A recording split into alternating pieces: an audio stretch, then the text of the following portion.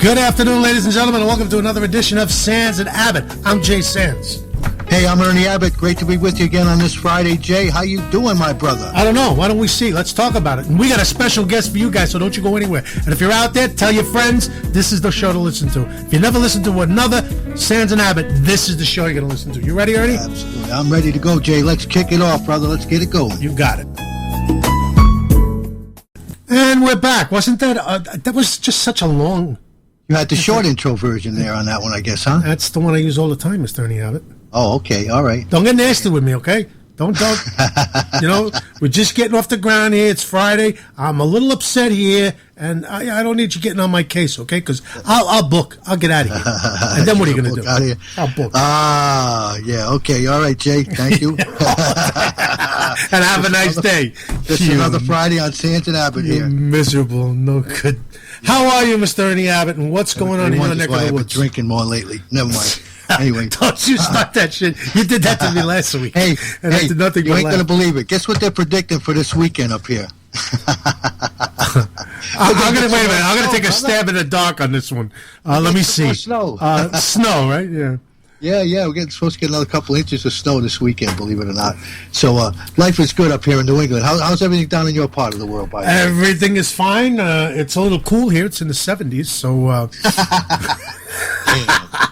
You got to wear a little windbreaker today, huh? Well, yeah, the windbreaker, because there's no sun. It's a little cloudy, so it gets a little breezy. As the wind comes off the Atlantic and then whirls around the Gulf of Mexico and comes back in. It's like... We're getting that wind from Canada up here, man. Kicking your ass. Hey, I was thinking, with all the snow you got in inches, if you guys were in, like, I don't know, the porn industry, you guys would be great. I mean, the inches just keep piling up. It's like... Yeah, right. Well, like I always say, it's like a virgin March bride. She never knows how many inches you're going to get, you know what I mean? That may have been true 20 years ago, Ernie Abbott, but today, if you don't know how many inches you're getting, you're in a lot of trouble. Anyway, let's bring our guests in here. They're in. I won't. I don't want. I'm having too much fun here. I forgot about it. I didn't even. Who was that? Who was that talking? Who's that? Oh yeah. Wait a minute. Now, ladies and gentlemen, for those of you who listen to us all the time, you know this person. You know who she is. And we'll see if we can get them to guess. Is there anybody out? Let's see if there's anybody in the chat room. First of all, let's see. Come on, give me. Have you been over to the chat room yet, there, Ernie Abbott? She's been on the air. We have a chat room. Oh yeah, we do have a chat room. You Weisenheimer. Get over there. All right, so we don't have anybody in the chat room as of yet. They're starting to pile in because I can hear the chairs moving. But let's bring in our guests. Ernie Abbott, I'll give you the honor. Yes, we're very lucky today and fortunate to have two very Let's not get crazy, Ernie. Just today. introduce the people, will you please? Hey, don't get crazy. Mic. Don't be stepping on my toes again. Okay? Oh, I'm sorry. Knock it off. Okay. All right? All Here we right. go. I don't have my steel-toed shoes on today, so knock it off. Anyway. Knock it off. Anyway, we're being joined by two very special guests today, really, all kidding aside. A lady that you all know out there throughout Spreaker land. Her name is Judy Ruston. She is now in a new position as the manager of the gentleman we have with us today, and we're very fortunate to have this gentleman. He's a tremendous artist in the country music genre, and his name is Mr. Brock Wayne. Brock, how you doing today, my friend? Doing good, buddy. How about yourself? Fantastic. And I'll tell you, folks, we're going to play a couple of Brock's tracks a little bit later at some point in the show today, and once you hear this gentleman, you're going to be hooked. I'm telling you, this gentleman's got it. In IT in large capital letters, man. He has got it. No doubt about it. Love your stuff, Brock, and I know the listeners today are going to enjoy it as well. And thank you for sharing these two tracks with us. I know they're just coming out now, and they're not really in the widespread use right now, but we appreciate you sharing them with us today and letting us play them over the air on SANDS and Abbott. Appreciate it. Oh, you're welcome. I really couldn't think of anybody better to do this. And it's interesting that I kind of wanted to share them the way they are and raw and uncut, like that. Let people know and let them feel, what it sounds like for it to be raw, pre-production without all the bells and whistles, and just see if they can play. Wow, this stuff that I've been listening to is raw. Yes. Yeah, I hear you, Jay. Wow. I'm impressed. That's raw. Yeah, I am really that's- impressed. That's raw, man. Wow. Tremendous, man. Good. What? piece. Wait a minute. Wait. Judy's giggling. Why are you giggling, Judy? No reason. No, you giggling for a reason, girl. I know you. Don't let me get my country on, because if I get my country on, you know what's going to happen? Yeah, I know, Jay. Tell us about it. He does. We've been studying for a while now. Well, I was a country star once. Once. That was good. I think I slept for By like the way, Brock, Jay sings Frank Sinatra style. Ooh, wee, I like Frank Sinatra. Oh, you do? Yes, maybe yes, after my own heart. Doesn't get any smoother than that, man. There'll never be another one of him, that's for sure. That's for sure. Well, you came pretty close there, brother. Well, thank you, my friend. I appreciate that. I really do. But anyway, let's talk about Brock's background. Yes, let's a little bit. It's not Brock about was me. born It's about in, Brock. in Missouri in the Boot Heel section on the Missouri-Arkansas border.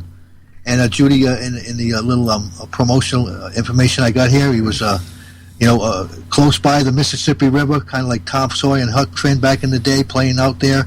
And also, he's grew up playing baseball was his passion. I agree with you on that, Brock. I played ball myself, man. Good No. deal. My dad was a coach for 33 years, so it was kind of in my blood. Ah, great, fantastic.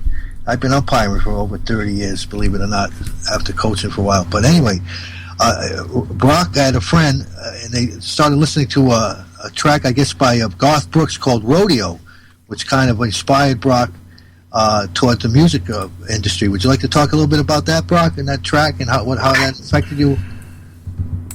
Yeah, it was actually right after baseball practice one day, and I'll never forget it. I walked into the locker room, and the little Walkmans that have a little cassette tapes. And, Yeah, right. And to be honest with you, I didn't listen to music beyond like Ronnie Millsap or Ricky Van Shelton. I listened to who my mother listened to, Alabama.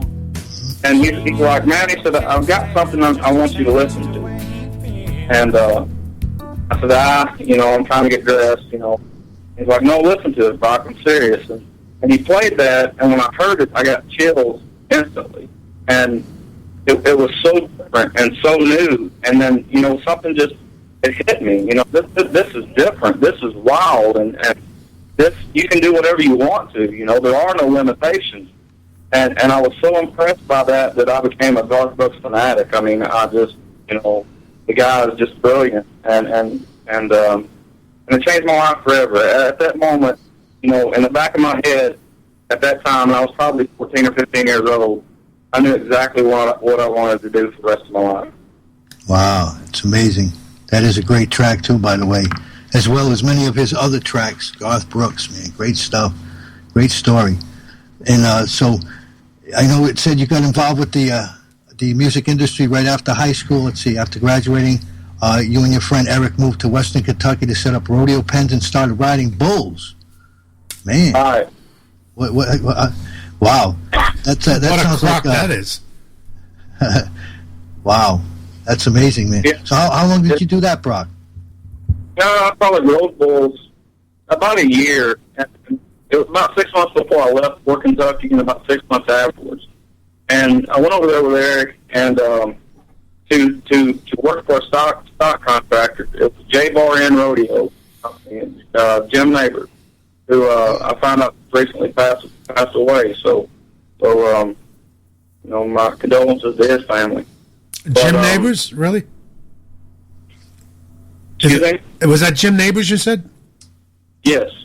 The actor? Well, not Jim Neighbors, the actor. Oh, okay. James Neighbors, and he also went by Jim.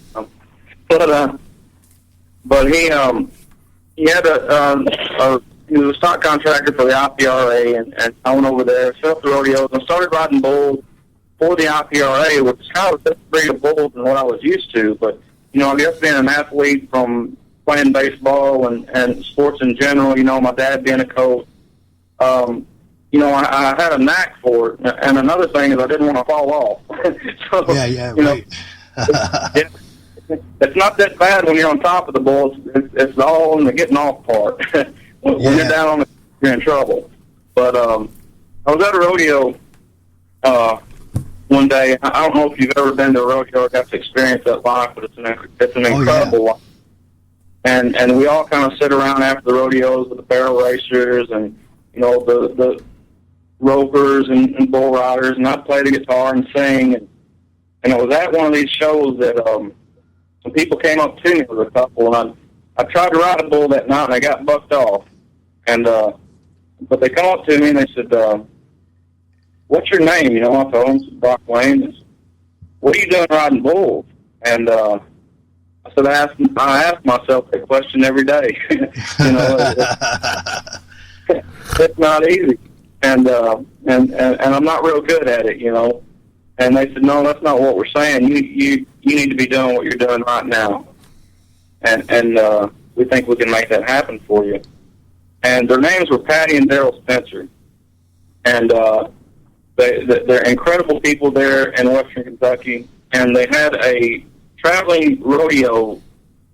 They were traveling rodeo vendors. They sold apparel, you know, lassos and buckles and stuff like that. And they also had a store in Benton, Kentucky.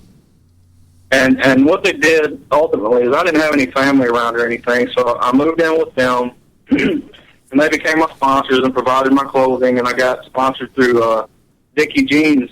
Believe it or not, they were kind of at the time trying to take over Wrangler in the rodeo business with Wrangler Pro Rodeo, and Bud Light sponsored me, and they proved to me that I could make a living. You know, they helped me believe in myself and got me shows lined up. Excuse me, for other stock contractors, and things went from there. That's an amazing story. That's tremendous, man. You have. Sometimes it takes you just got to be in the right place at the right time and the right situation, man. That's great stuff right there. And then you began opening for acts such as Gary Allen and Johnny Paycheck and John Michael Montgomery, who I absolutely love. So within 6 months, John Michael is an excellent guy. I got to know him a little bit, and he's all of those are good people, and I learned a lot from each and every one of them. Yeah, his song "Letters from Home," man, it's a great track. I talked to you before. Hey, Brock, the guys that you opened for, Paycheck and all these guys, you said you learned some stuff from them.